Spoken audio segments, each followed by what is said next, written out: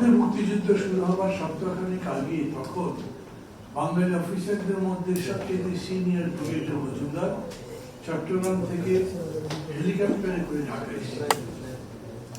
এসে শেখ মুজিবুর রহমানকে এই প্রস্তাব দিয়েছিলেন। ওনার বক্তব্য ছিল, যদি এই কথা আপনি বলেন আমরা সব অস্ত্র তুলে দিই, পাকিস্তানের কবলে শেখ মুজিবুর রহমান তার স্বভাব ছিল হাসতে হাসতে পিচ্ছা করতে, আরে যা যা ছেলে আমি আছি এই একই কথা এরপরে আরো যত সামরিক বাহিনীর অফিসার তখন ছিলেন তারা বলেছে। কথা বাড়াবো না, নিশ্চিত ভাবে বাঙালি জাতীয়তাবাদের ধারক বাহক তার একক নেতা ছিলেন শেখ মুজিবুর রহমান। সেই কৃতিত্ব তাকে দিতে হবে।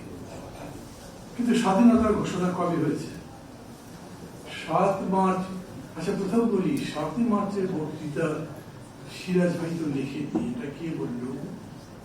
রব ভাই আছেন, উনি আরো ব্যাখ্যা দেবেন। আর 7 মার্চের যে ভাষণ, সেইটা স্বাধীনতার বক্তব্য না, ভাষণ নয়, স্বাধীনতার ঘোষণাও নয়। একই সঙ্গে স্বাধীনতার ঘোষণা দিবেন, আবার পাকিস্তানিদের সাথে আলোচনাও করবেন, তারপরে তাদেরকে বলবেন তোমরা আমার ভাই, দিয়ে যাও, নির্বাচন দিয়ে দাও। ওটা স্বাধীনতার ঘোষণা নয়। আমাদের স্বাধীনতা যুদ্ধ নিয়ে, আমাদের স্বাধীনতা আন্দোলন নিয়ে প্রচুর প্রশ্ন আছে। বই লিখেছেন একে খন্দকার, বই লিখেছেন তাদের দেশের 2 মেয়ে, 1 মেয়ে যিনি বড়, তিনি এখন অনর্গল কথাবার্তা বলছেন এই সম্পর্কে, আওয়ামী লীগ সম্পর্কে। এই সম্পর্কে একে খন্দকার লিখেছেন, 3 জন সেনাধ্যক্ষ লিখেছেন মুক্তিযুদ্ধের পূর্বাপর, মহিদুল হাসান লিখেছেন মূলধারা 71।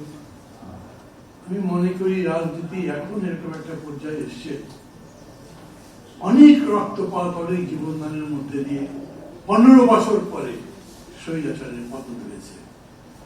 আমাদের রাজনীতির যে লড়াই ছিল, সে লড়াই জয় হয়েছে।